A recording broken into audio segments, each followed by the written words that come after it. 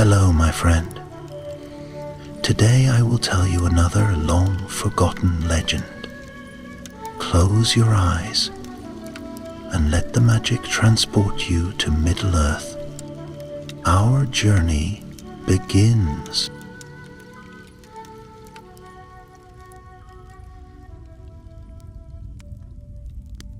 In the waning years of the Third Age, long before the War of the Ring swept across the lands, there came a tale not oft spoken in the halls of lore, a tale of quiet treachery and a fire that burned black beneath the stars.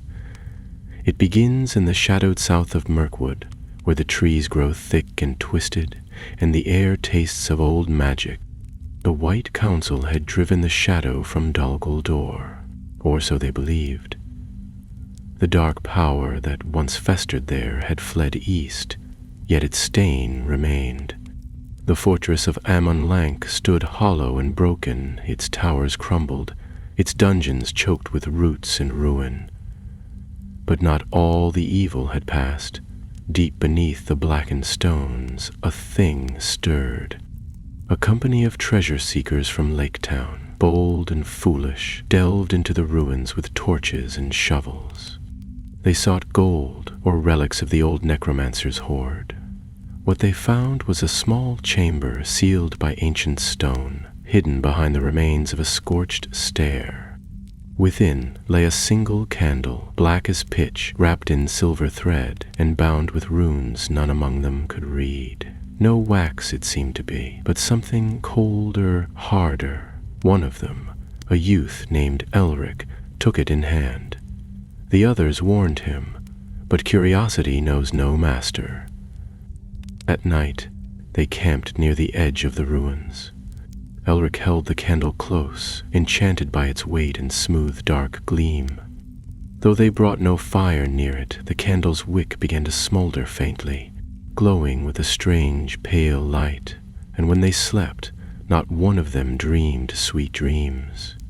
Nightmares clawed at their minds, of towers burning, of whispers in forgotten tongues, of eyes watching from unseen corners. By morning, Elric was gone. The others searched the ruins in vain, calling his name, but found only his boots near the chamber where the candle had lain. None dared return there. They fled north, speaking no word of what they had seen, save to one old man who passed through Esgaroth that season, a man cloaked in white, with a voice like wind in the high branches. Saruman the White had come under pretense of gathering news, but he listened well, and when he heard of the black candle, a shadow crossed his countenance, and his pale eyes grew colder. He had studied many things in the long years of his stewardship. Tongues of the East, the deep spells of the House of Owl, the history of Sauron's rise and fall. But there were whispers even he had not followed to their end. Whispers of the Morthul Krill, the candle of shadow flame, a relic wrought not by Sauron, but by one of his nameless acolytes in the dark years before the fall of Numenor. A vessel of will, meant to call back what was lost, or awaken what should sleep. Saruman gave no outward sign of his thoughts, but within his heart stirred a hunger he long believed mastered. He had once sought wisdom only, yet in recent years his gaze turned toward power, the power to match Sauron, or perhaps to replace him. That very night, Saruman left Esgaroth alone. He took no horse, wore no sign of his rank, and wrapped himself in the gray of travelers. With staff in hand he turned south, toward the darkened boughs of Mirkwood. The forest welcomed no guests. The greenwood was sickened still from the years of Sauron's dwelling. The trees loomed like silent watchers, and mists clung to the roots. No birds sang. Strange shapes flitted between trunks, but Saruman pressed on, fearless and resolute, weaving small enchantments to guard his path. 3 days he journeyed, and on the fourth he came upon a ruin overgrown with moss and thorns, the Gate of Dol Guldur. Its great arch had fallen, but shadows still pooled beneath it. He stepped inside, and the air grew colder. The fortress was empty, but not dead. A murmur drifted through the stones, as if some echo of the necromancer's voice remained. In the outer court, a crow watched him from a broken balustrade. Its feathers were ragged, and its eyes glinted with intelligence unnatural in any beast. Saruman gave it no heed. Yet the crow cawed once and flew off toward the south, vanishing into the mist. Within the keep, Saruman found the chamber as the tale had described, behind a cracked stair, sealed with a weighty slab of stone. With a whisper of Quenya and a touch of his staff, he caused the stone to shudder and shift, revealing the darkness beyond. There it lay, the black candle still bound in silver thread, resting upon a stone plinth. A strange coldness hung in the air, and though no wind moved, the candle's wick glowed softly, like a coal hidden in ash. Saruman stepped forward, his white robes brushing the dusty floor. He studied the runes. Ancient, corrupted, a tongue older even than the black speech. His lips curled slightly. So, you are real, he murmured. He reached out and took the candle in hand. At once, the air trembled. A voice not loud but near breathed in the dark. Name me. Saruman flinched but did not release the relic. He held it close and whispered words of binding, wrapping his will around it like iron chains. The voice fell silent, but in that moment, far above, on a ridge overlooking the ruins, another watcher stood. A woman clad in leathers and a gray cloak, her hair dark as a raven's wing. She held a bow unstrung, and her eyes narrowed as she watched the white-clad figure disappear into the keep. She had followed the candle's scent through forest and ruin, through smoke and sorrow. Her name was Morwen, and she had sworn to see the black candle destroyed, no matter who sought to claim it. And thus, the pieces began to fall into place. In the heart of a ruined fortress, beneath the gaze of ancient trees, a relic of shadow had passed into the hands of the White Wizard, and the path of Saruman the Wise would never be the same again. Morwen moved with practiced silence through the trees, her boots barely stirring the loam beneath her feet. The thick canopy of murkwood allowed only slivers of light to fall through, and even those seemed reluctant, paling at the touch of the dark forest air. She had followed the wizard's trail for 2 days now, keeping just far enough behind to remain unseen, yet close enough to be certain he had entered Dol Guldur. Now, crouched behind the roots of a gnarled elm, she watched the ruins through narrowed eyes. She had seen many who fancied themselves sorcerers over the years, wandering spellbinders and hedge wizards, mostly charlatans. But this one was different. Even from a distance, she could feel it, a pressure in the air, a subtle weight on the wind that followed wherever he went. She had heard the name Saruman only once before, spoken with reverence by a Rivendell scout near the Gladden Fields, and she had not forgotten it, but names meant little in this part of the world. Out here, it was actions that mattered. She reached into her cloak and touched the amulet that hung hidden beneath her tunic. It was shaped like a curling fern, crafted of green jade and cool to the touch. Her mother had given it to her when she was still a child, just before vanishing into the woods one winter night, never to return. They had said she was a seer, or mad, or both, but Morwen remembered her mother's warning, whispered in trembling tones, "Beware the candle that burns with no flame. for its light calls to the things that should not wake. Now that candle lay in the hands of a wizard, and something in her heart told her she was too late. Inside the fortress, Saruman descended through the crumbling stone with careful steps, his white staff illuminating the path with a pale glow. The relic pulsed faintly in his satchel, a cold throb that beat not with life but with intention. He could feel it drawing him deeper, tugging at his senses, speaking without words. Every chamber he passed through seemed untouched by time, yet marked by some silent violence. The walls were blackened with soot, the floors cracked with age and fire. Above, the high windows had been shattered long ago, and the only sound was the occasional drip of water echoing in the depths. He paused before a broken archway and turned his head slowly.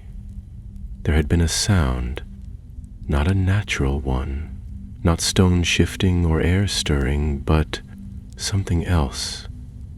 A whisper, the faintest breath of language brushing against his thoughts. He tightened his grip on the staff, then stepped forward into the chamber beyond. It was a wide hall, or had once been, though the roof had fallen in places, allowing vines and roots to creep through like fingers reaching for warmth. At its center stood a low altar, black with ash. Saruman approached, his eyes scanning the runes carved into its surface. They told a fragment of a tale, but the words were broken, ancient. Still, he understood enough to know this was no common tomb. "This was not built by the elves," he said quietly, his voice echoing in the empty space. "Nor by dwarves. This place was made for concealment, not honor." He reached into his satchel and drew out the black candle. At once, the air grew colder. A breathless wind curled around his feet, and the flickering light of his staff dimmed as if recoiling. He set the candle upon the altar. Its glow deepened. No flame, yet it shimmered, like moonlight trapped beneath ice. He whispered a name, one he had read in the scrolls of Minas Tirith long ago. Morthul Kiril.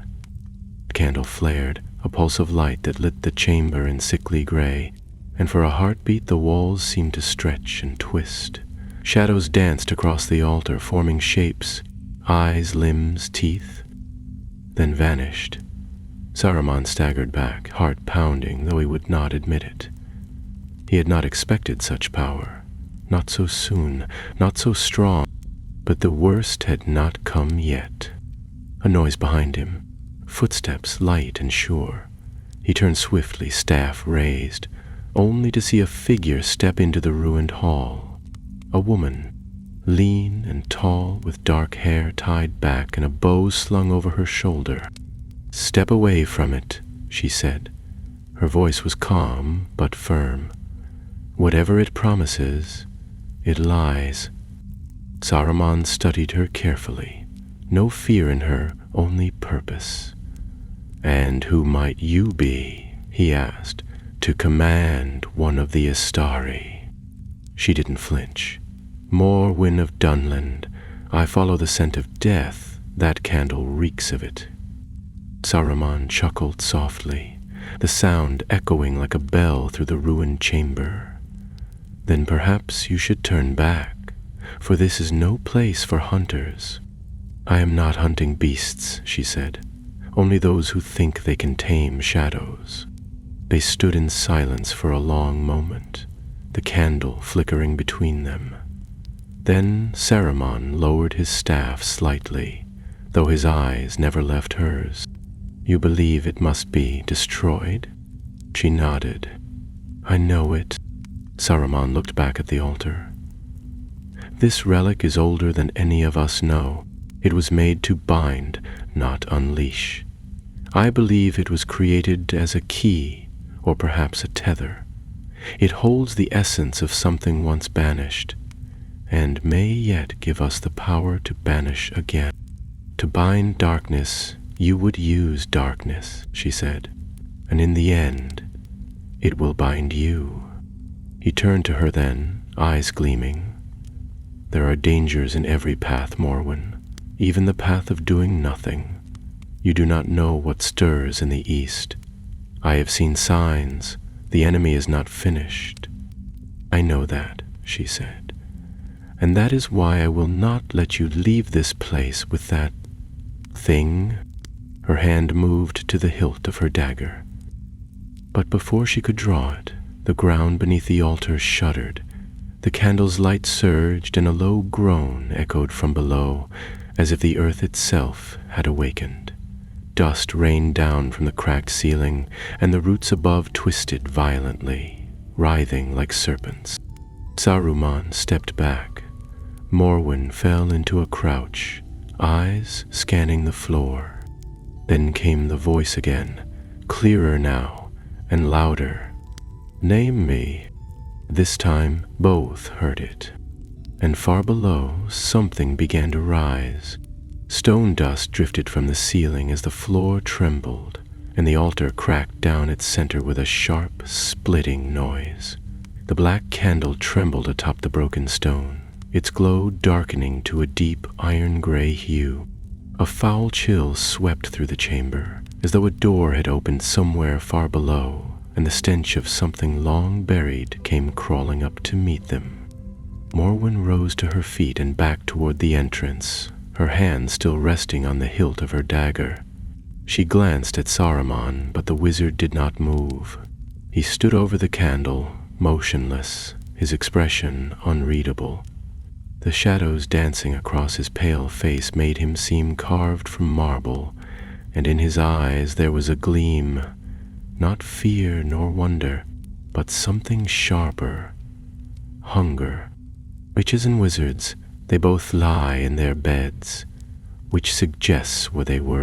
Saruman turned his head slowly, and for a moment he seemed genuinely curious. "I named it."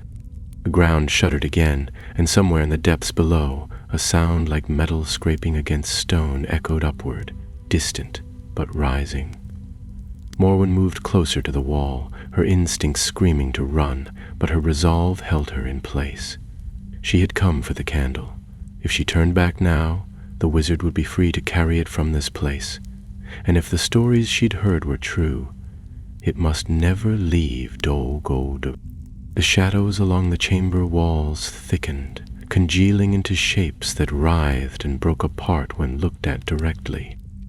Whispers rose from the cracks in the floor, a dozen voices murmuring in tongues she did not know, chanting, beckoning, pleading.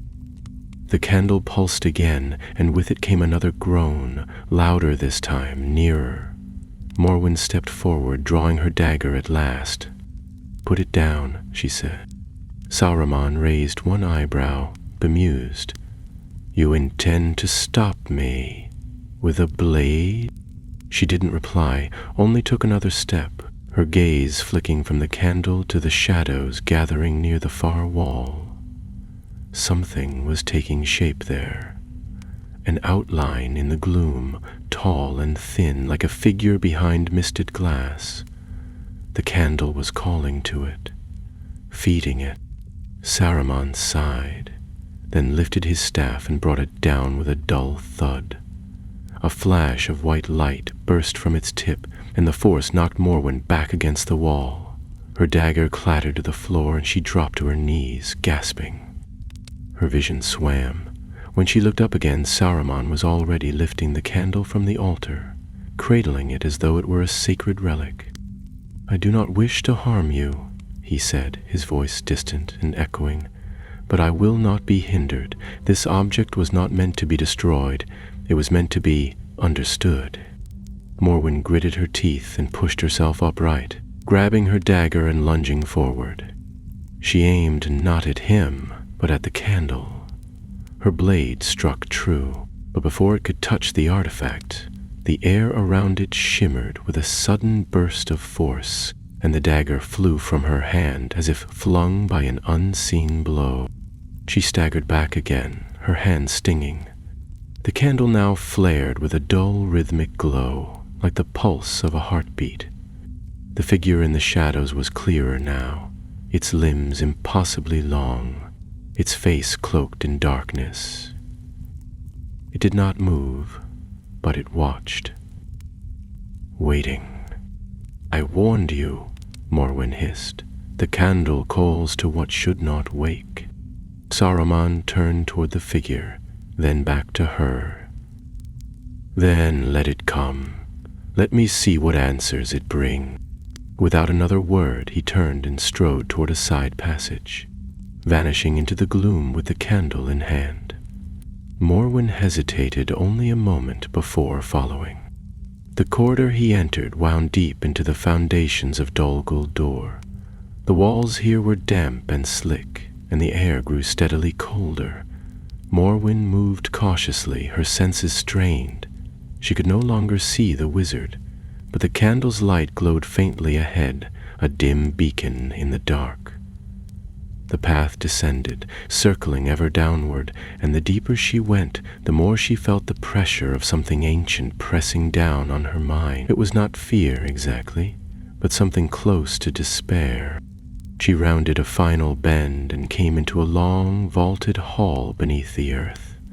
The walls were carved with crude symbols, scratched into the stone as though by claw.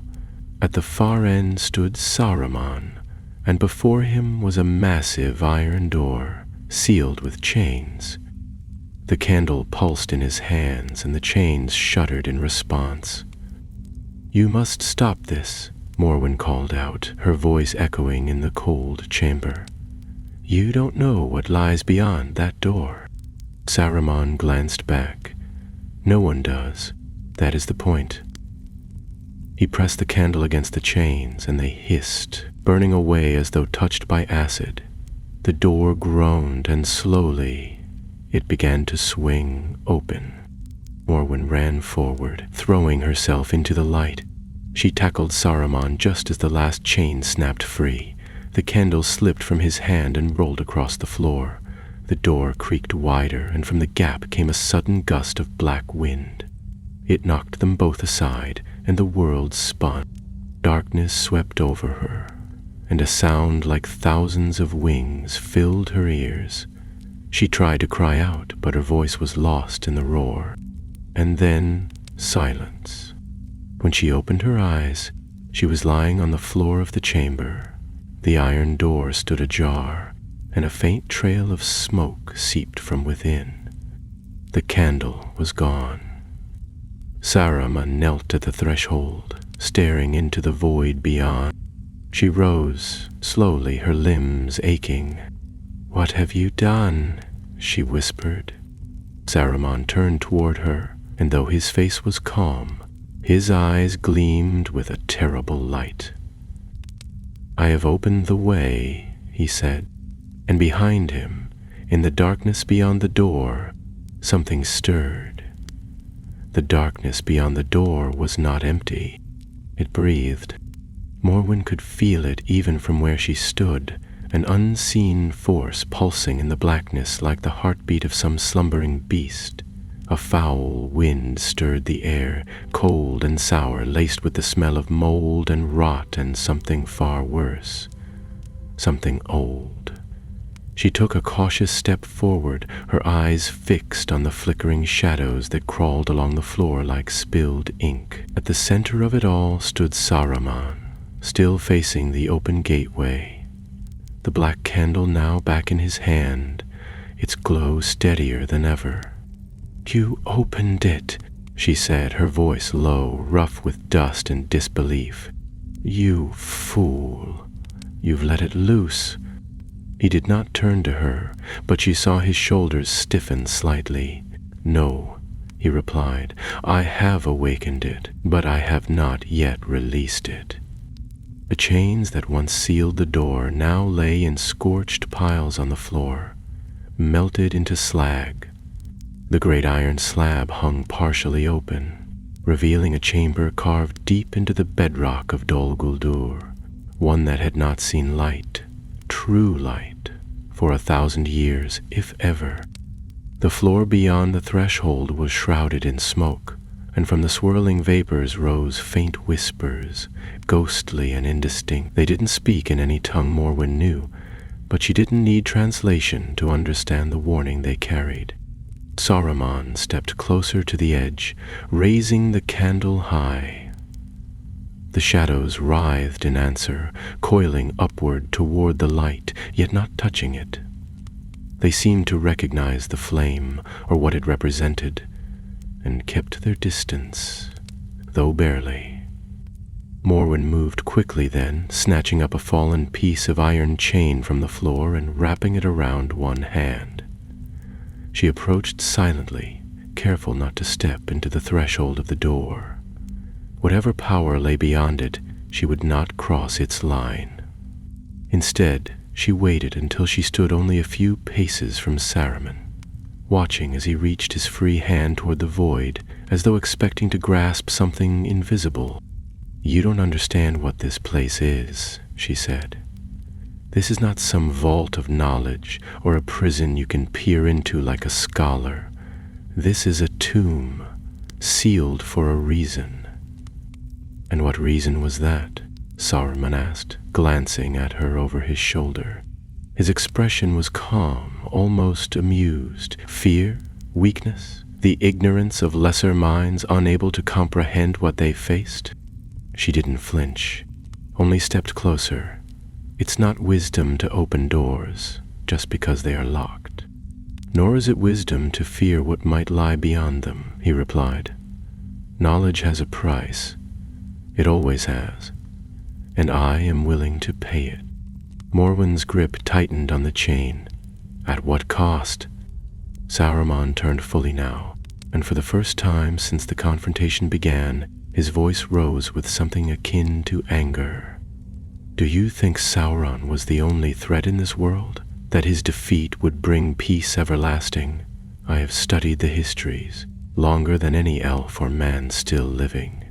There are deeper evils, older ones, powers that stir beneath the world, waiting for the right call to rouse them. If we do not understand them, they will come all the same. Blindness is not safety." She stared at him, trying to understand what he had become. Was this truly the White Wizard, the leader of the council, the voice of wisdom and reason in the affairs of Middle-earth? Or had the shadows of Dol Guldur taken him, whispering promises he could not resist? "Then what is it you seek?" she asked finally. "A weapon? A servant? A crown?" He smiled at that, a slow, cold smile. "A safeguard, something that can stand against the dark when it rises again, something more reliable than fading elves or squabbling men." He turned back toward the doorway and raised the candle once more. This time the light intensified, casting long, sharp shadows that danced across the walls. The whispers from the chamber rose in pitch, becoming a howl. The floor shook, and from the darkness stepped a shape. It was tall, taller than any man or orc, its body cloaked in black rags that shifted like smoke. No face could be seen beneath the hood, only a hollow void where eyes should have been. It paused at the threshold, not crossing, but its presence was undeniable. It radiated cold, the kind of cold that seeped into the bones and never left. Saruman did not flinch. "You are bound," he said, speaking directly to the figure. "You are called. You will listen." The figure tilted its head slightly, as if considering him. Then it spoke, and the voice was unlike any sound Morwen had ever heard. It was as if 1,000 dry leaves had been stirred by a dying wind, crackling, brittle, ancient. "I was bound by fire and song," it said. "Who are you to unbind me?" "I am Karunir," Saruman said, standing tall, his staff in one hand and the candle in the other. "Of the Istari, I speak with the voice of the Valar. I seek alliance." The creature did not move, but the air around it darkened. "You seek dominion," it whispered. Saruman's expression hardened. Call it what you like, but I offer purpose. I offer freedom from the chains of this place. Morwen stepped forward, heart pounding. If you bring it out, it will not serve you. It will destroy you. But Saruman ignored her. He stepped closer to the threshold, raising the candle high, and the thing in the darkness reached forward. Its hand passed the line of shadow and stopped. It could go no further. Some ward still held, thin but present. Saruman frowned and glanced down. The candle flickered, its light sputtering. Morwen acted without thinking. She hurled the iron chain at the base of the door, where the shadows coiled. The iron struck the threshold with a hiss, and light flared. The creature recoiled with a shriek, vanishing into the smoke, and the doorway groaned as the stone around it cracked and shifted. Saruman rounded on her in fury. You meddle in things you cannot comprehend, and you toy with powers you cannot control, she shouted back. The chamber trembled again, and dust rained from above. Stones fell. The door began to close, slowly, grinding back into place. Saruman stared at the shrinking gap, torn between stepping forward and retreating. In the end, he did neither. He stood still, clutching the candle as the last sliver of black vanished behind iron and stone. Silence returned, broken only by the distant drip of water. You don't understand what you've done, Saruman said, his voice quiet now, dangerous. I saved you, Morwen replied, breathing heavily. Though you don't deserve it. He turned and walked past her without another word, his face grim, the candle still glowing in his hand. She followed him warily as he climbed back toward the surface. The path behind them closed in silence, and though the creature was sealed once more, the air held a lingering cold that whispered of unfinished things. It emerged from the depths of Dol Guldur as dusk laid its purple hand across the forest. The ruined fortress loomed behind them, a jagged silhouette against the dying light. The wind stirred the trees, and for the first time in many days, Morwen heard the cry of a distant bird, thin, reedy, but living. Yet even that sound seemed hollow beneath the weight of what they had left behind. Saruman walked ahead, silent and rigid, the black candle wrapped again in silver cloth and tucked deep into the folds of his cloak. His white robes, once pristine, were smeared with soot and ash, and his staff tapped against the ground with a rhythm that echoed too loudly in the quiet. Morwen followed at a distance, her steps heavy, her eyes never straying far from the back of the wizard's head.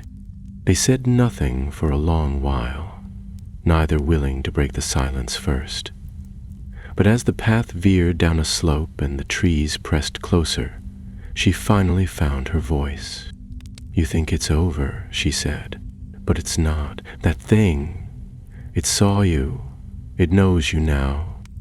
Saruman did not stop, though he slowed. Perhaps, but it remains sealed. For now, she said bitterly. You weakened the binding. You called it awake. He glanced at her over his shoulder, his pale eyes unreadable. You speak as if I have summoned the end of the world. Morwen tightened her cloak against the creeping chill and walked faster, drawing level with him. You don't understand, or worse, you do, and you simply don't care. That chamber was a prison, and you chipped away at its lock like a child picking at bones. What did you think you'd gain? I gained understanding, he said without hesitation. That creature, whatever it was, spoke of its binding, fire and song. That is elvish magic from the elder days, power we barely comprehend now. To hold such a being, to trap it without destroying it, that is no small feat. I would know who had the strength to do such a thing. Morwen shook her head. And if you wake it, what then? Ask it politely to share its secrets? I am not a fool, Saruman snapped, and there was iron in his voice again. I did not release it. I tested the threshold. I needed to know its strength. And now it knows yours, she replied. Do you think it will forget? It's waited long enough already. They came to a bend in the trail where a fallen tree blocked their path. Saruman lifted his staff with a flick, and the trunk groaned as it shifted aside. The forest beyond opened into a clearing, where a ring of ancient stones rose from the earth like gray teeth. The sky above was nearly dark, and stars began to wink between the clouds. They stopped there. Saruman stood among the stones and looked up, as if weighing some thought that hovered just out of reach. Morwen leaned against a boulder, arms crossed, watching him. I don't understand you, she said after a while. You stood against Sauron. You're one of the 5. You were meant to guide us, protect us. How did we come to this? Saruman turned slowly, and his face was hard with tiredness. Do you know how long I've walked these lands, Morwen of Dunland? How many centuries I've spent studying the patterns of shadow and flame, the rise and fall of kingdoms, the repeating song of folly? He paused, then looked down at the stone beneath his feet. And how often I have watched good men, brave men, fail for lack of foresight. She frowned. So you think you're the only one with sight? I think, he said, that the world cannot afford another surprise. The darkness will return, it always does, and when it does, I would rather be the one holding the key to fight it. And what if the key turns in the other direction? She asked. What if it opens a door you can't close? He said nothing. The wind picked up, rustling the leaves above them. Morwen reached into her satchel and drew out a length of cloth, then unwrapped it slowly. Inside was a small charm of bone, carved with simple lines and strung on a leather cord. She held it out. My mother made this, she said. She called it a binding ward, said it was carved from a stag killed on Midwinter's Eve, sacred to the spirits that guard the old paths. I don't know if it's true. I don't know if it works, but it saved me more than once.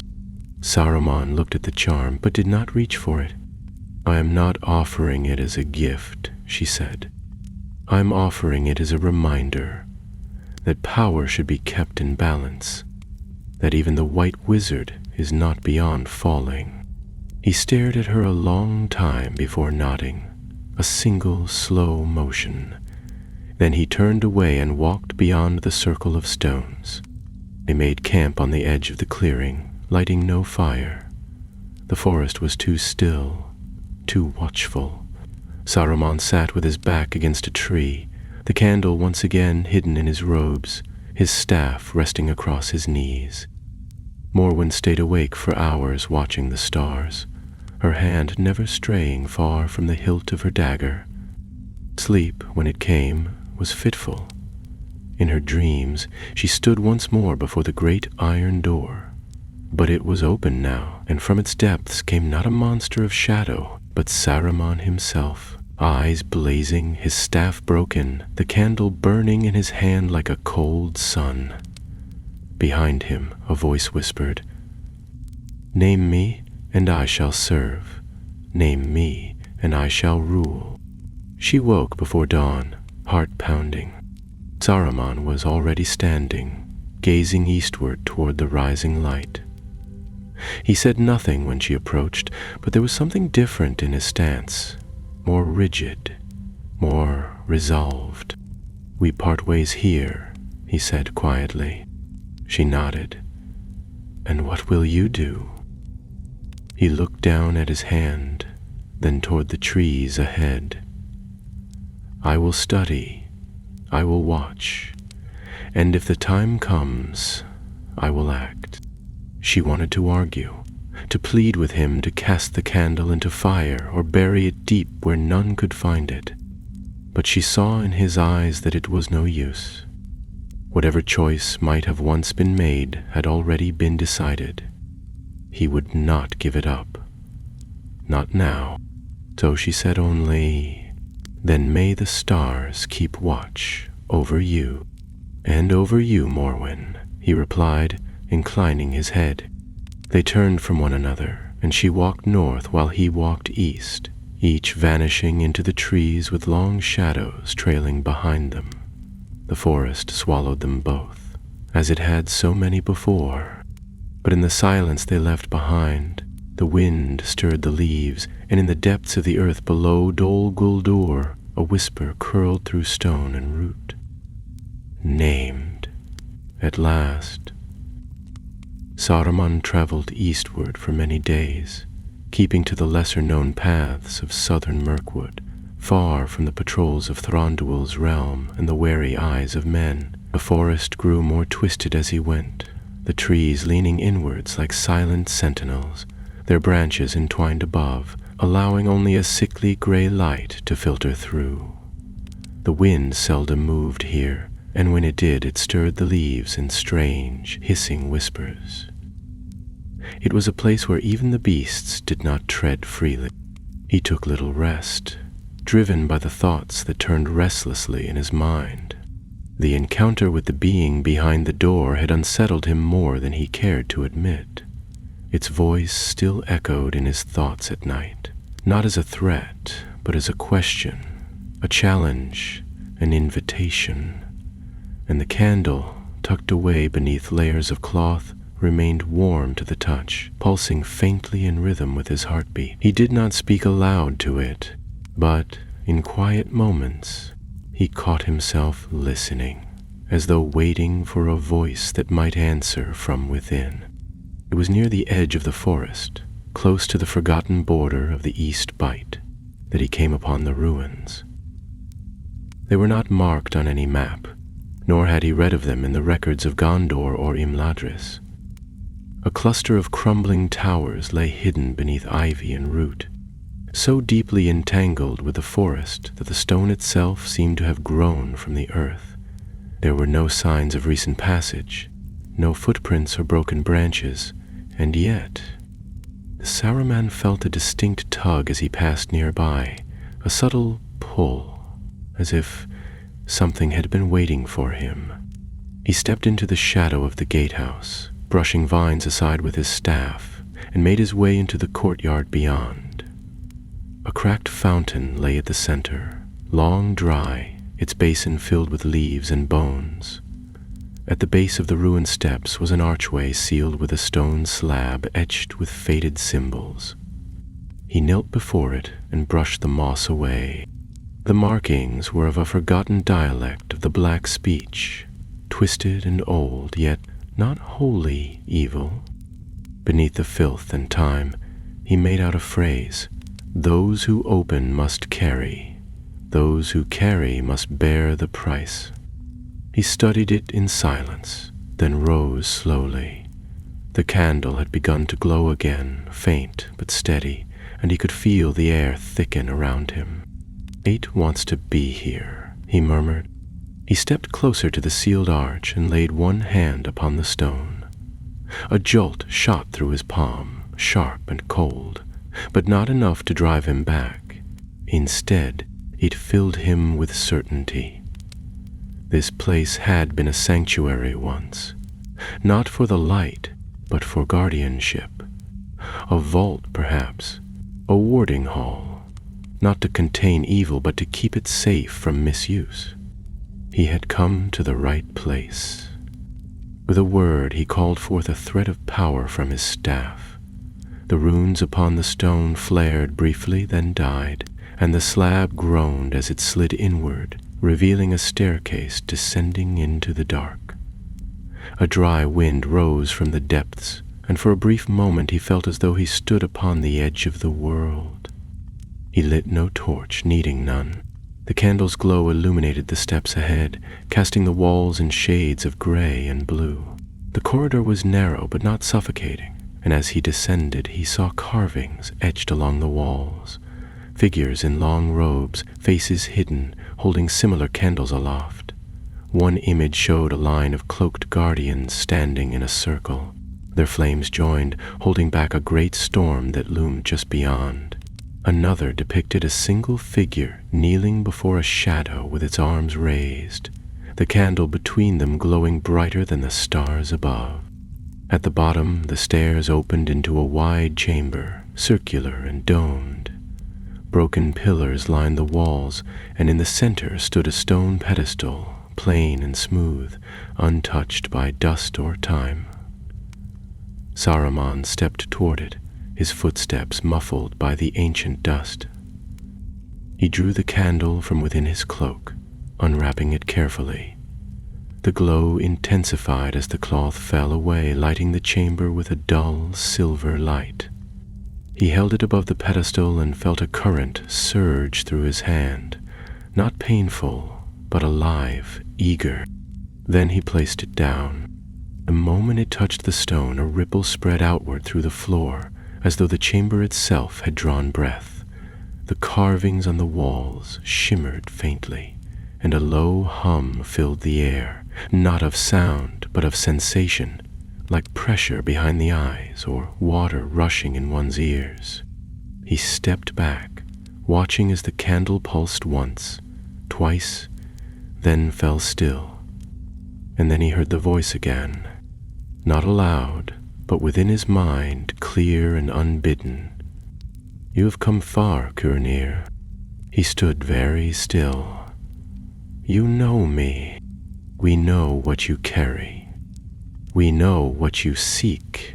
You would bind what once was broken, and in so doing, break what must remain whole." He turned slowly, scanning the room, but there was no form, no shadow, only the voice. "I seek to preserve," he said, "to prepare. The power of the enemy is rising again, though none yet see it. When he returns, I would not be caught blind." "Then you are already blind."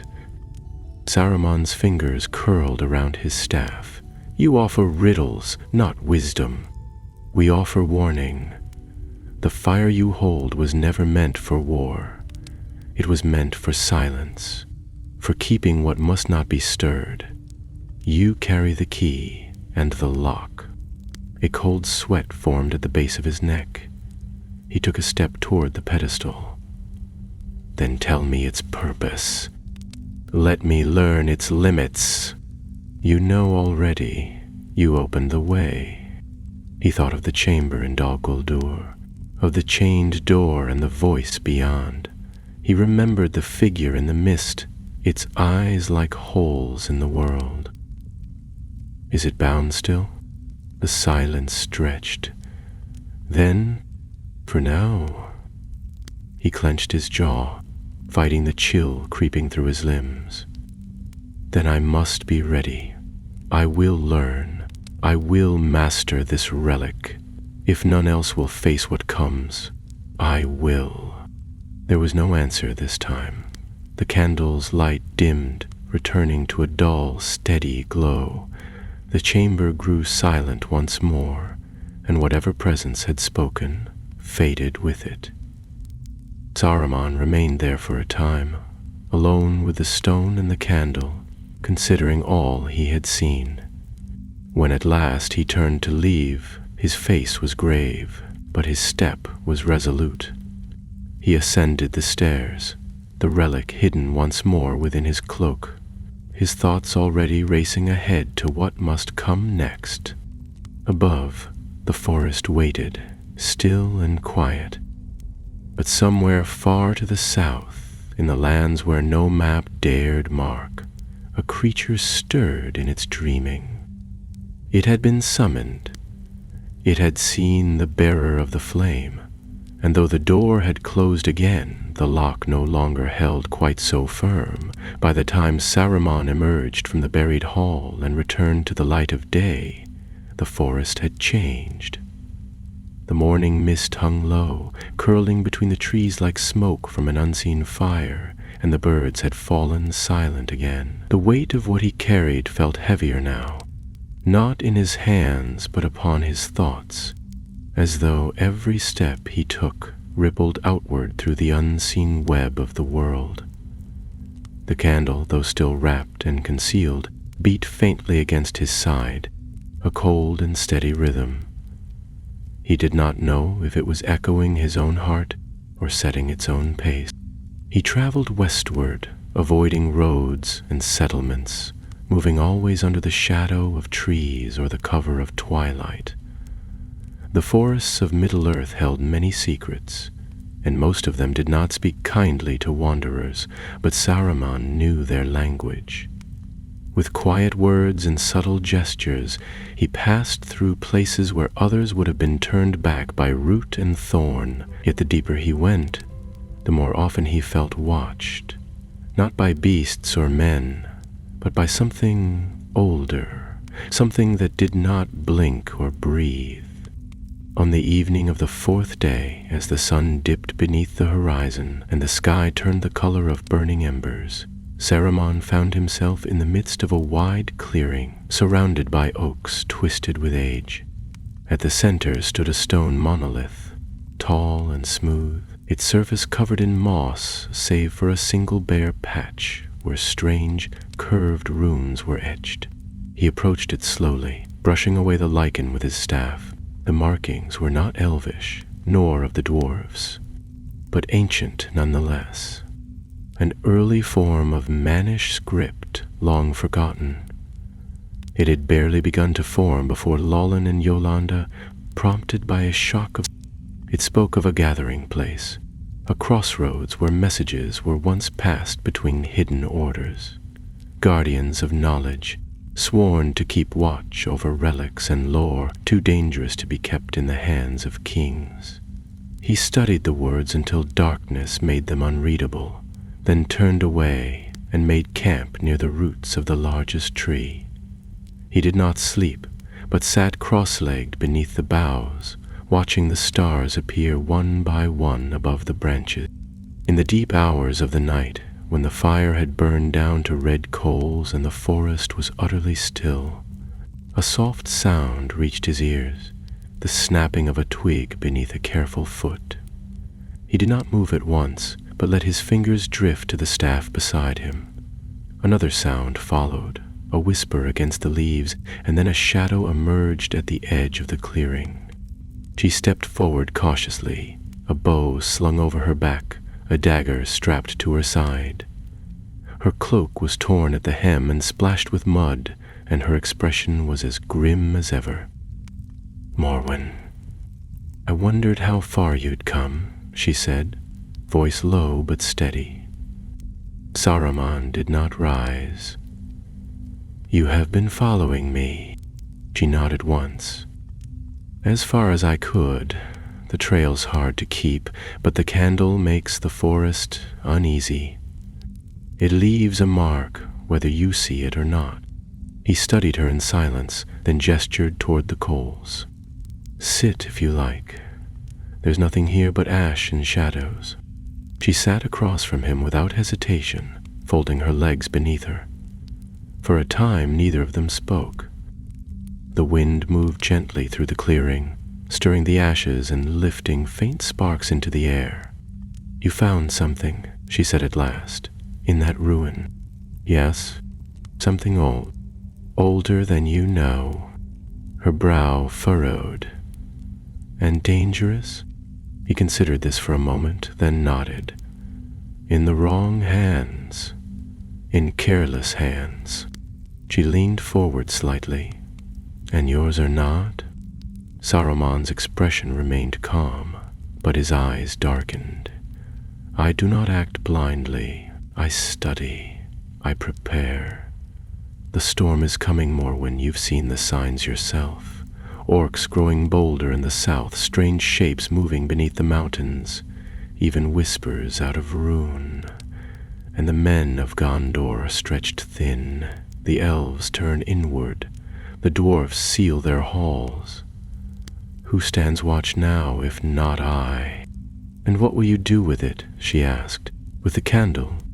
I will keep it safe, he said, and I will learn how it binds what sleeps, so that when the enemy rises again, we are not left without defense.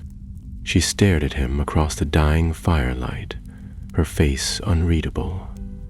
Then she drew something from beneath her cloak, a rolled parchment, creased and stained. She unwrapped it and handed it to him without a word. He took it carefully and unfurled it. It was a map, old, hand-drawn, detailing a narrow region far to the east beyond the Ash Mountains. Marked in faded ink was a place called Barad Narn, the Tower of Echoes, and beside it a single symbol, a spiral surrounding a darkened flame. I found this in the camp of a runish sorcerer 3 years ago, Morwen said. He was following the same trail. Relics like the candle, other artifacts made before the fall of Numenor. He believed they were pieces of a greater work, fragments of something lost. Saruman's fingers traced the symbol, slow and thoughtful. Barad Narn, he murmured. I've read that name, though only once. A tower built to listen, or to contain. She nodded. He said there were whispers in that place, always just out of hearing, that if you stayed long enough, they started to make sense. He looked up at her. And you believe this? I believe someone is gathering these relics, and I believe the candle is one of them. Saruman was silent a long time. Then he carefully rolled the map and tucked it away. If this is true, he said, then I must go there. I had a feeling you'd say that, Morwen replied, rising to her feet. I'm going too. He raised an eyebrow. To stop me? To see what's waiting, she said, and to make sure you don't lose yourself along the way. The fire had gone out, and the stars above shone cold and bright. The wind moved again, and in the distance an owl called once, then fell silent. They stood together in the clearing, two shadows beneath ancient trees, and though neither spoke of it aloud, both felt it, that they had crossed a threshold. Whatever waited in the east, it would not be the same as what they had left behind. They began their journey toward the east before sunrise. The forest, still wrapped in morning mist, seemed to withdraw as they passed through, parting just enough to let them through like a reluctant host. Saruman moved with quiet determination, his gaze fixed on something far beyond the trees, while Morwen walked a few paces behind, watchful and silent.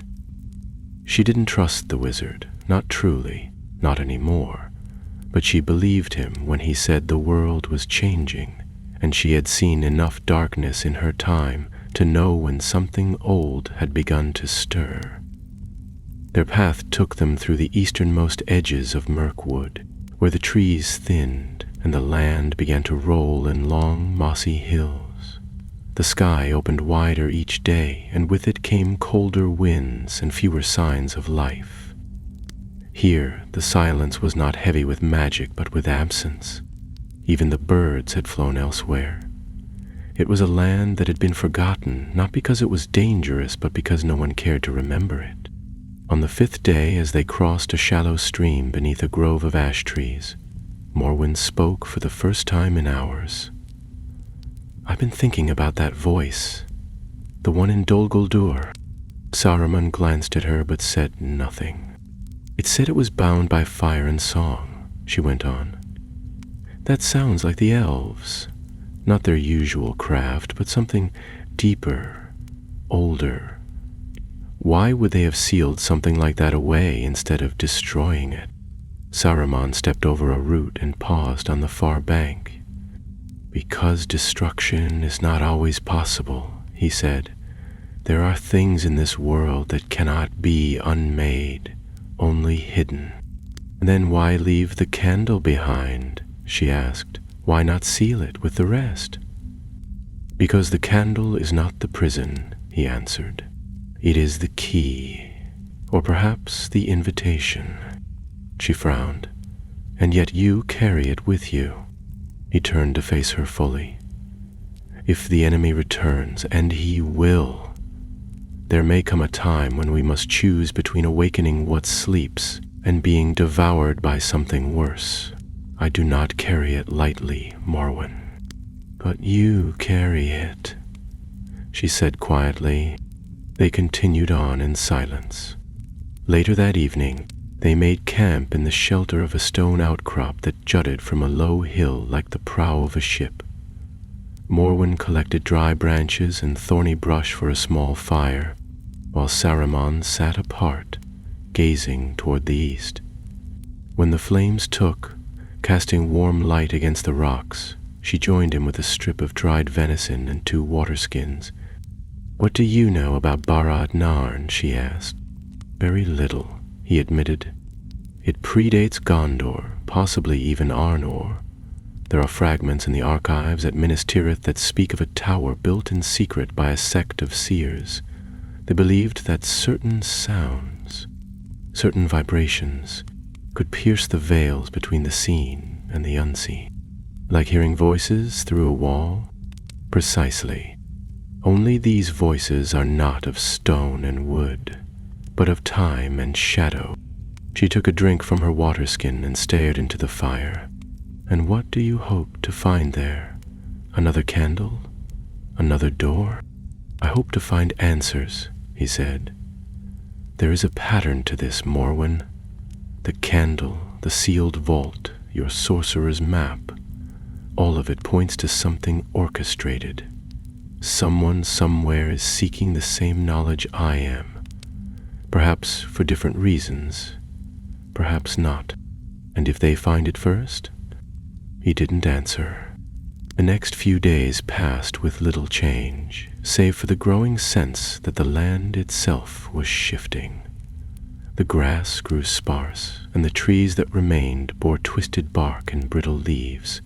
Faint trails of soot marked the rocks, and once they came across a circle of scorched earth, blackened and dry in the middle of an otherwise green field. Saruman bent to examine it, running his fingers through the ash. "Ritual fire," he murmured. "Not orc work, something older, more precise." Morwen knelt beside him. "A summoning, perhaps, or a ward. There are traces of binding symbols here, but crude, half-learned, half-remembered. Someone's playing with what they don't fully understand." She stood and scanned the horizon. "We should move quickly. Whoever made this may still be nearby." That night, their camp was smaller, the fire built low and hidden behind a ring of stones. Saruman sat with the candle in his lap, still wrapped in silver cloth. Morwen watched him from the shadows, her fingers absently toying with the leather cord around her wrist. He had said nothing since the scorched ring. Whatever he had seen there had troubled him more than he would admit. They reached the edge of the hills by mid-morning the following day. Ahead stretched a wide, barren plain, dotted with clusters of blackened stone. In the distance, faint and hazy against the sky, rose a narrow spire of gray. Barad Narn, the Tower of Echoes. It was smaller than she had expected, no higher than a few dozen feet. But it stood alone and untouched, as though time itself had forgotten it. No birds circled its peak, no vines grew on its walls. It was not abandoned, it was preserved. They crossed the plain cautiously, noting broken stakes driven into the earth at irregular intervals, as if a camp had once been hastily constructed and then destroyed. Morwen knelt beside one of the stakes and pulled free a length of chain, rusted and brittle. "Whatever was here," she said, "they didn't leave willingly." Saruman nodded grimly. They heard something. They reached the base of the tower just as the sun passed its highest point. The door was stone, engraved with concentric rings, each marked with unfamiliar sigils. Saruman placed one hand upon the surface, and at once the runes flared faintly. "It remembers," he whispered. He pressed the candle gently against the door. The glow passed from the relic to the stone, tracing the symbols in lines of dim silver. A low chime rang out, 3 notes spaced like a question, and the door opened inward with a hiss. The air that drifted out was dry and cold, and within lay darkness untouched by day. Morwen drew her dagger. "We go in together." Saruman gave her a sidelong glance, then stepped across the threshold. Inside, the walls were smooth and gray without ornament. The air felt thick, not with dust but with weight, like standing beneath a great storm cloud. They descended a spiral stair, each step echoing behind them, until they reached a narrow corridor that led into a round chamber no wider than the spread of Saruman's arms. At the center of the floor lay a shallow basin, filled not with water, but with black glass. Above it, suspended by unseen force, hung a single shard of crystal, spinning slowly in silence. Saruman approached it, eyes wide with wonder. This is no listening post," he said. "It's a focusing chamber. They built it to contain a voice, a fragment of something vast." Morwen kept close to the wall, watching the shadows. "What kind of voice?" He turned toward her, the candle now glowing faintly in his hand. "A voice that once ruled flame and void, and perhaps still listens." The chamber was utterly still. The air, dry and cold as it was, clung to Morwen's skin like a film, as though the very space were reluctant to accept the presence of living breath. The shard of crystal hovered above the basin of black glass, spinning in a slow, deliberate motion, untouched by any draft. Saruman circled it carefully, every step measured, every glance filled with restrained calculation. In the candle's dim silver glow, the reflection of the crystal glimmered across the smooth obsidian surface, but it cast no light of its own. It simply turned, as though caught in the pull of something unseen. Morwen had seen strange relics before, scrying bowls used by wild men seers, rune stones that whispered on moonless nights. But this was different. This felt like a listening ear that never blinked or turned away. She stood by the arch of the doorway, one hand on the hilt of her dagger, her gaze flicking between Saruman and the crystal, unsure which was the greater danger. "It's not merely a focus," the wizard murmured. "It's a fragment of will, a remnant, preserved within form. They captured something here. Not a sound, but an essence." She frowned. "Captured what?" Saruman paused. A whisper of the flame that came before the world was cooled, a voice that sang before the shaping of Arda. He glanced up at the shard, eyes gleaming. Imagine it, not memory, not echo, but the voice itself, bound in stone. "Why would they do that?" she asked. "What could possibly be worth such risk?" "To remember," he said. "To preserve a language that no longer lives. Perhaps even to guard against its return. There are powers in the world that thrive in silence and in forgetting. But this was left so that someone might listen when the time was right. He raised the candle toward the shard. The silver light flared faintly, and the spinning crystal slowed. The surface of the black glass in the basin began to ripple, like wind disturbing still water, though no wind touched it. A faint sound filled the chamber. Not a voice exactly, not yet, but the thrum of a distant song, too deep to be heard with the ears alone. Morwen felt it in her bones more than she heard it, a low vibration that made the dagger at her side quiver in its sheath. "Stop," she said sharply, stepping forward. "This place was sealed. The people who built it, who left this, didn't do so for you to use it. Saruman didn't move. Perhaps not for me, but it was left, and now I am here. That may be enough." She reached for the candle, but before her hand could close on it, the crystal burst into brilliance. Light, cold and blinding, filled the chamber, and in that instant she saw, not the tower, not the basin or the stone, but something vast, a sky without stars, an expanse of dark flames suspended in a void, and at its heart a shape twisted in fire and shadow, bound in a web of silver lines that pulsed like veins. She could not tell if it was asleep or awake, if it was alive or merely remembering itself. But it saw her. The vision vanished in a blink, and she staggered back, gasping, the cold sweat on her brow chilling her to the marrow. The crystal spun wildly now, faster and faster, casting shards of white light across the walls. The song grew louder, layered with murmurs and broken syllables that scraped at her mind like claws. Saruman stood as if transfixed, lips parted, eyes wide. "It speaks," he whispered. "It knows me." "Then you need to leave," Morwen said, moving toward him again. "We both do."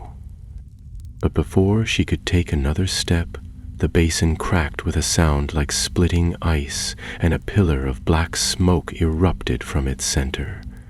It swirled up to the ceiling, and from it emerged a shape, a figure not unlike the one from Dol Guldur, cloaked in rags of shadow, tall and narrow, faceless and still.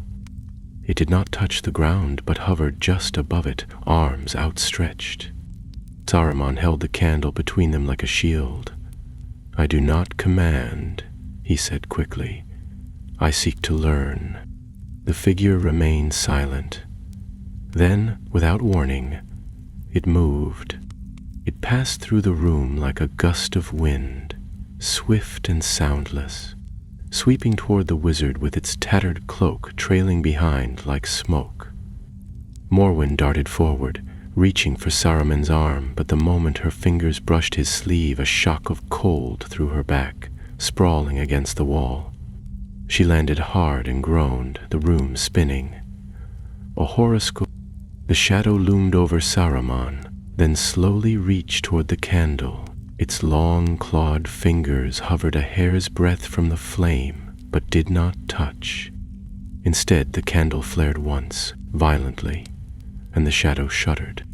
"Not whole," it said, and its voice was not one but many, layered, whispering from every corner of the room. "Peace, lost, key, unfinished, flame, divided." Saruman stared, lips parted. "There is more?" "3 flames," the voice said. "One to awaken, one to bind, one to open." The light flickered, dimmed, then surged again. Images had been taken.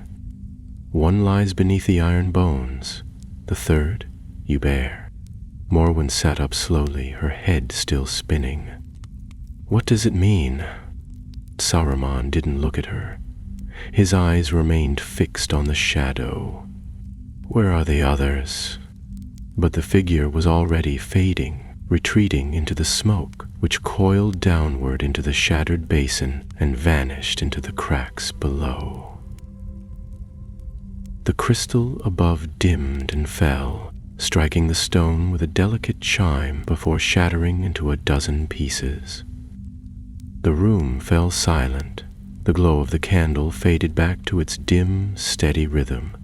Saruman stood motionless for a long moment, then slowly lowered his arm. Morwen rose shakily and crossed to him. What did it mean? 3 flames. There are more relics, he said, voice low. More candles or objects like them, created together. One to wake the power, one to hold it, one to unleash it. She stared at him. And you have the first?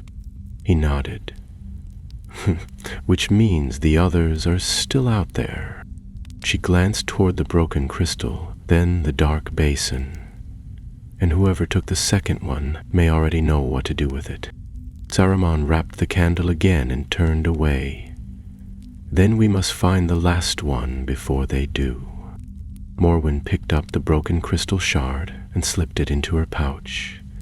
Any idea where to start? He paused at the doorway. The voice said beneath the iron bones, I believe it means the ruins of Engranost, the tower where I once dwelt. You mean Isengard, she said, frowning. But that place was stripped bare after the war. Not entirely, he replied. There are things buried deep beneath Orthonk's roots, things even the Ents did not know how to reach. She caught up with him, adjusting her cloak as they stepped into the stairwell. The air outside was colder now, the sky darker than it should have been for that hour. Clouds were gathering in the east, thick and low, heavy with shadow. As they began the climb back into the open air, neither spoke, but both understood the truth of what had just passed. The game had changed. They left Barad Narn before dawn, the tower's silhouette fading behind them like a dream they would rather forget. The wind that followed them across the plain was colder than before, and carried with it the scent of distant storms. Clouds hung low on the horizon, curling like smoke above unseen fires. Saruman moved quickly, his long strides driven by thought, and Morwen kept pace beside him, quiet but alert. There was no more need for argument.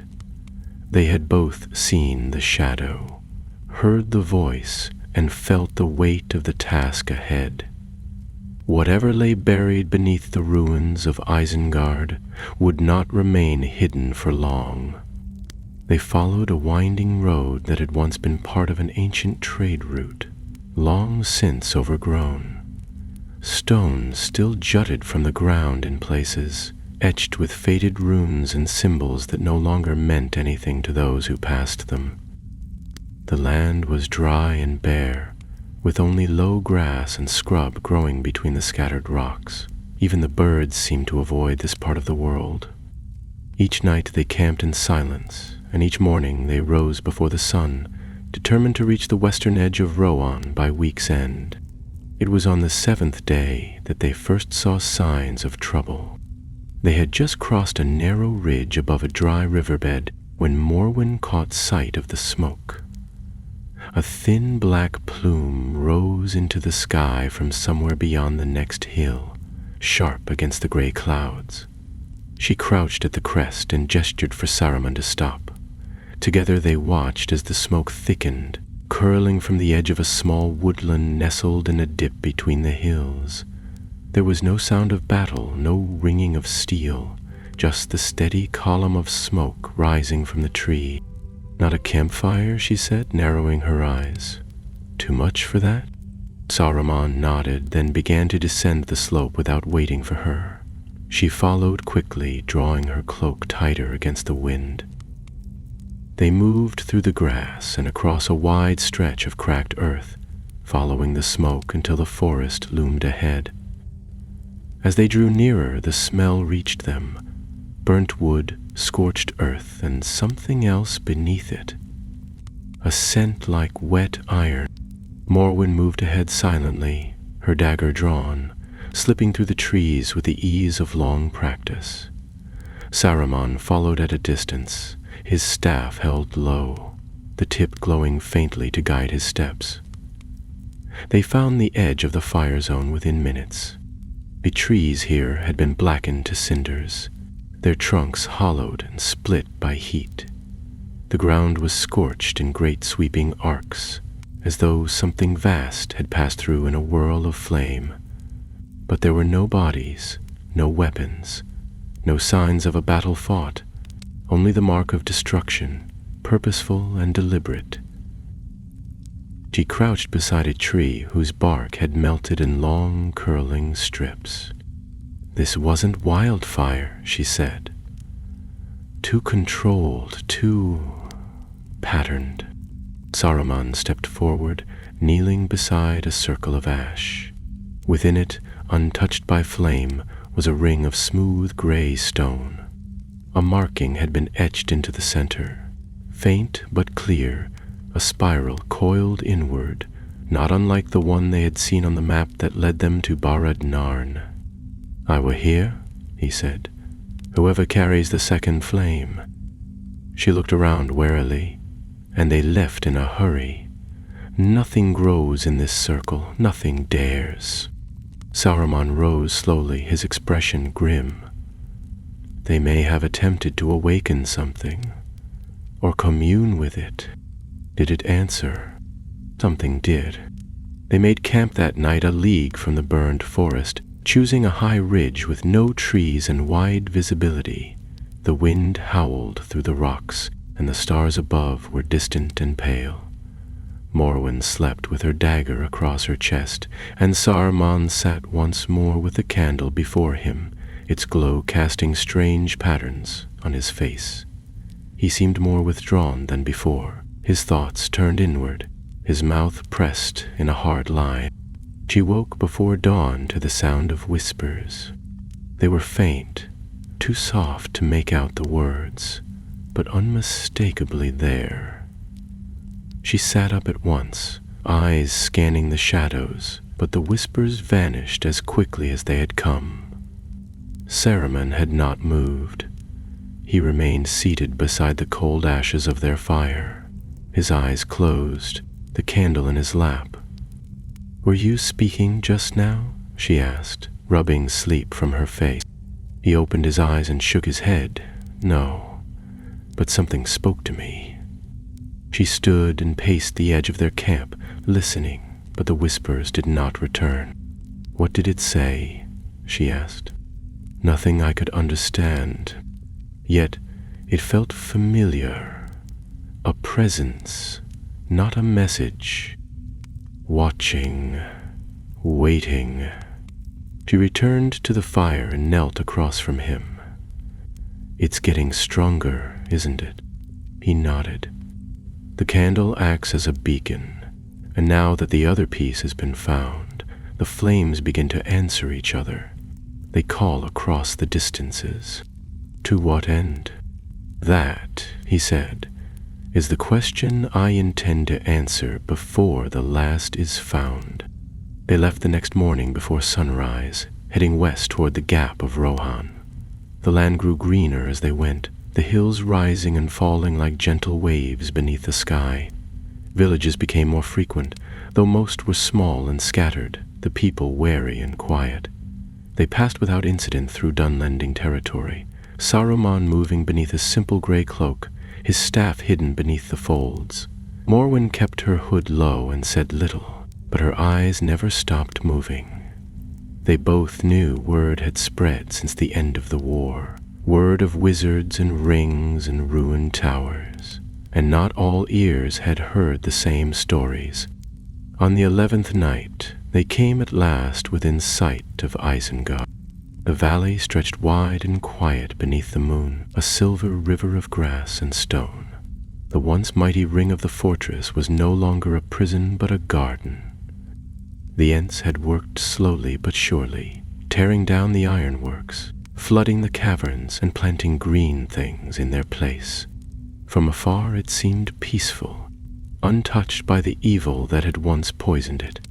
But at the center still stood Orthanc, The tower rose dark and sharp against the sky, untouched by axe or flame. Its black stone shimmered faintly in the starlight, and its windows were dark. No smoke rose from the chimneys, no lights flickered within. It was silent, hollow, yet Saruman felt its pull at once.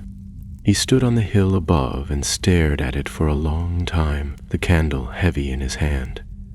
Morwen remained beside him, watching his face. She had seen many expressions from him over the last few weeks. Anger, wonder, calculation, but never this. Regret. "Are you ready for what's below?" she asked. He didn't answer at once. Then, quietly, "I left more than secrets in that tower." They descended into the valley without a word, passing between the stones of the old gate, now half buried beneath moss and wildflowers. The wind stirred the grasses gently, and from somewhere deep within the tower, a sound echoed up through the earth, a low note, distant, like a bell rung beneath the mountains. Something was waiting. They crossed into the grounds of Isengard under the cover of night, though there was no longer a gate to keep them out. What had once been a fortress of iron and stone was now softened by the touch of the Ents. Trees lined the inner ring where walls once stood, their roots winding through shattered foundations, their leaves whispering softly overhead. Pools of clear water gleamed where forges had once belched smoke, and reeds swayed gently in the moonlight, but none of that could disguise the presence of Orthanc. The tower loomed like a spear of obsidian thrust up from the heart of the earth, its 4 black spires glinting faintly under the stars. No vine dared grow upon its surface, no bird perched on its ledges. It was untouched, unmarred by time or weather, and as they approached, Morwen felt the weight of it press down on her chest like a cold stone. It was not the tower's size that made it imposing, but the silence that clung to it. A silence that felt not natural, but held in place by something watchful. Saruman stopped at the base, his hand resting lightly against the polished stone. The air around him seemed to tremble, as if the tower had recognized its former master. He stood like that for a long time, not moving, not speaking, and Morwen waited with a patience born of unease. At last he turned to her and spoke in a voice low and steady. "We enter through the eastern stairs. The surface levels have been cleansed, but what lies beneath, that remains untouched." They circled the base until they found the stairwell, a narrow arch hidden behind a curtain of ivy. Beyond it stretched a passage lined with smooth black walls that absorbed all light. Saruman raised his staff and spoke a quiet word, and the tip flared softly, casting a faint glow ahead of them. Morwen followed close behind, her hand on her blade, her eyes darting toward every shadow. They descended in silence for what felt like hours, spiraling deeper and deeper beneath the tower. The air grew cooler, and the walls became less polished, rougher, as if carved in haste or secrecy. Eventually they reached a landing that opened into a vast underground chamber, a hall far larger than any she had expected. It was a vault of forgotten things. Rows of shelves and broken tables stretched across the space, laden with scrolls and books and shards of metal whose purpose was long lost. Great gears and shattered aurories lay in piles, alongside cracked crystal spheres and objects whose shapes defied recognition. The ceiling arched high above them, supported by black columns etched with runes that pulsed faintly in the candle's presence. "This is where I kept the artifacts I dared not share with the council," Saruman said, stepping slowly into the gloom. Relics from the east, fragments of stone and steel left behind by the servants of the enemy long ago. Much of it useless, but some of it spoke. Morwen walked beside him, her gaze drifting across the clutter. "Spoke of what?" "Of what came before Sauron," he answered. "Of powers older than the rings, older even than Morgoth's fall. They whispered of a fire that devoured memory, a light that turned in on itself." She touched a rusted helm that rested atop a pedestal. It was shaped like the head of a serpent, its eye sockets empty, but something about it made her fingers ache. "And you listened?" He gave her a sideways glance. "Wouldn't you?" They crossed the chamber to a sealed door flanked by stone guardians, statues of tall, faceless figures, each with a hand raised in warning. The runes on the arch above the door were ancient and harsh, carved deep into the rock and filled with a dull red glow that pulsed faintly with the candle's light. Saruman reached into his cloak and withdrew the relic, carefully unwrapping it. As the silver cloth fell away, the candle flared softly, and the runes began to shift and shimmer. His unitard stood watching the silver cloth, and the runes began to shift and shimmer. "The flame knows this place," he said. "It was made to return." He stepped forward and pressed the candle against the center of the door. The stone trembled under his hand, and with a grinding sigh, the seal parted. The air that rushed out was stale, heavy with the weight of centuries, and thick with the scent of cold iron. Beyond lay a narrow stair leading even further down. Morwen followed him wordlessly, her senses on edge. The steps descended into what felt more like a tomb than a vault, and the deeper they went, the less sound there seemed to be, until even their footsteps faded into silence. The corridor opened at last into a chamber that was utterly black, save for a single pedestal at its center. Upon it rested another candle. This one was different from the one Saruman carried. It was taller, etched with veins of iron that glinted faintly beneath its black surface. Its wick was unlit, but even so, it seemed to shimmer faintly with potential. Saruman approached slowly, the candle in his hands beginning to glow brighter with each step. "A second flame," he whispered, "the one to bind." As he neared the pedestal, the two candles began to hum, their resonance filling the chamber with a strange pressure. Morwen felt it in her chest, like the air was growing heavier with each heartbeat. Saruman reached out and, with great care, set his candle beside the one already resting there. The moment the two came within reach of each other, the room flashed white. Morwen shielded her eyes, but the light was not searing, just overwhelming. It faded quickly, and when she opened her eyes again, the iron-veined candle had changed. Its wick was glowing now, faint and red, and the air smelled of embers. Saruman's expression was unreadable. He reached out again, this time with both hands, and took the iron-veined candle in his grasp. The glow of the two relics merged, pulsing in unison. "It is awakening," he said softly. "The binding has begun." She stepped closer, uneasy. "And the third?" He looked at her, and for a moment, there was something almost human in his eyes, something vulnerable. The voice spoke of a lost piece, one that was taken. "I fear it is already in the hands of another." "Then we're not the only ones seeking the Haw," she said. Saruman nodded. "No, but if the third is truly the one that opens, then we still have a chance. Binding without release is still binding. We can stop this if we move quickly." Morwen glanced back toward the stairs. "Then we'd better not stay here." But even as she turned, a sound rose from deep below them, a distant chime, faint and hollow, like a bell struck in the bones of the earth. Saruman turned toward the dark. "We are no longer alone." The sound echoed up through the floor like a warning, low and metallic, distant yet growing. Saruman straightened, both candles held carefully in his arms, and his eyes flicked toward the dark passage at the far end of the chamber, the one neither of them had noticed before.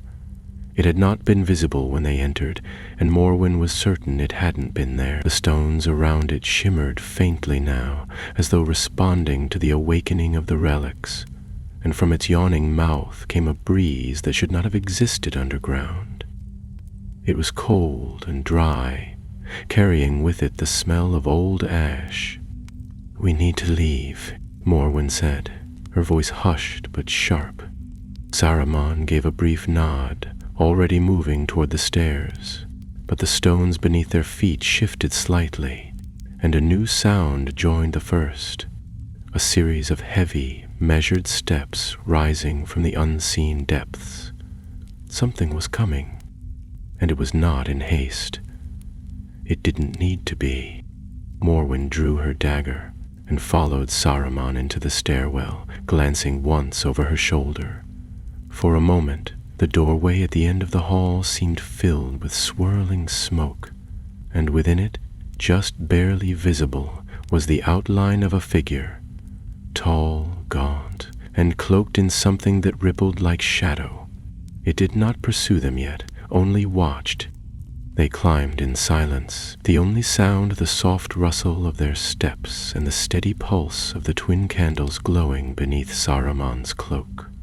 As they reached the chamber of relics above, Morwen grabbed his sleeve and pulled him behind a stone pillar.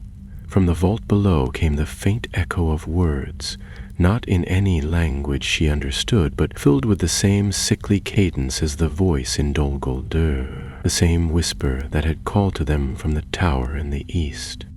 "It's following the light," she said, barely breathing. "Can we mask it?" "No, now," Saruman replied. "The two flames have joined. Their resonance can't be hidden, not while they remain awake." "Then you need to put one down." He turned to her with a look that was not quite defiance, but something colder, more resolved. "If I do that, we lose our only defense. We have no idea what that thing is, or how many like it may exist. We won't make it out if it catches us," she said. "I don't intend to be caught." He moved swiftly through the ruined chamber, navigating fallen tables and broken shelves, and reached a rusted iron door half buried beneath a collapsed archway.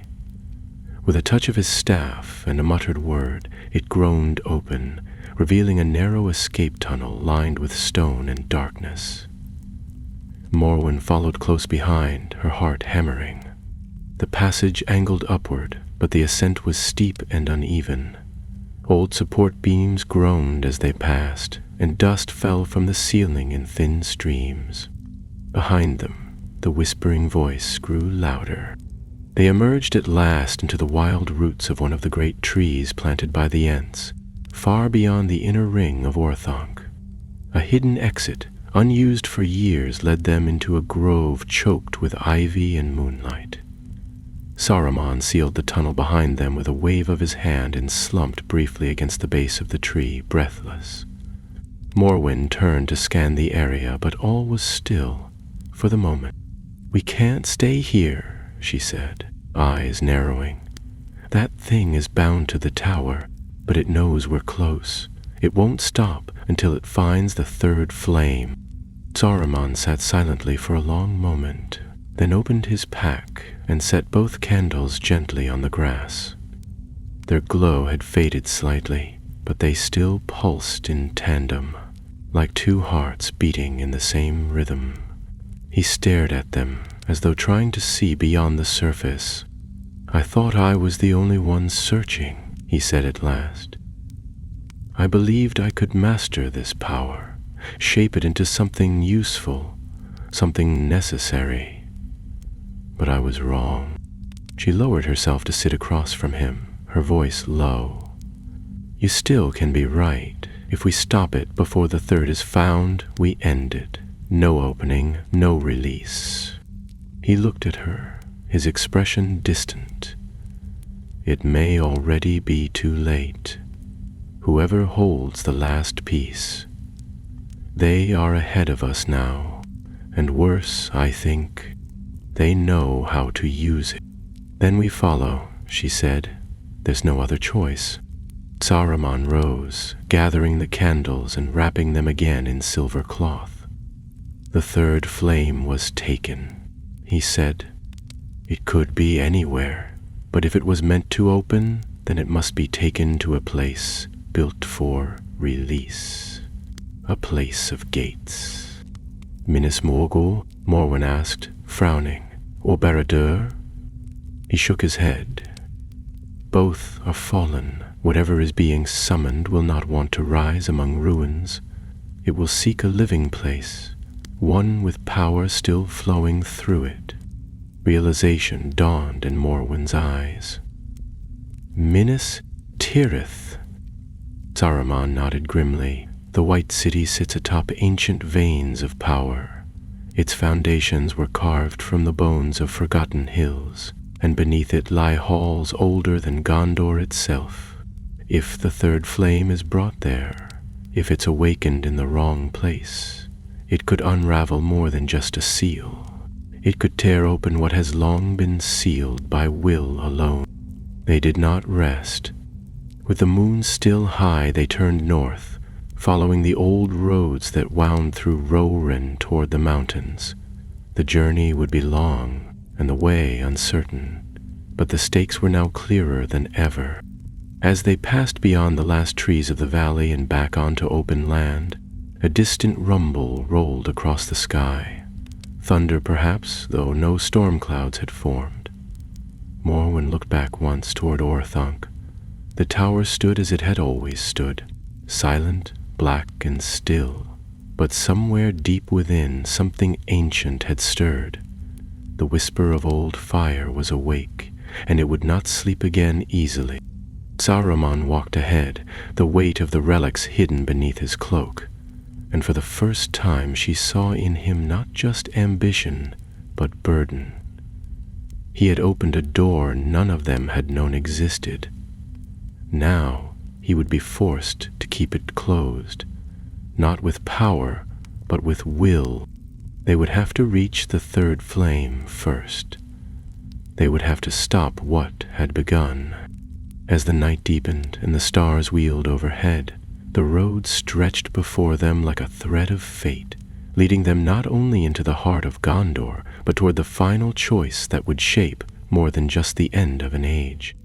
It would shape who Saruman truly was, and what he was willing to become.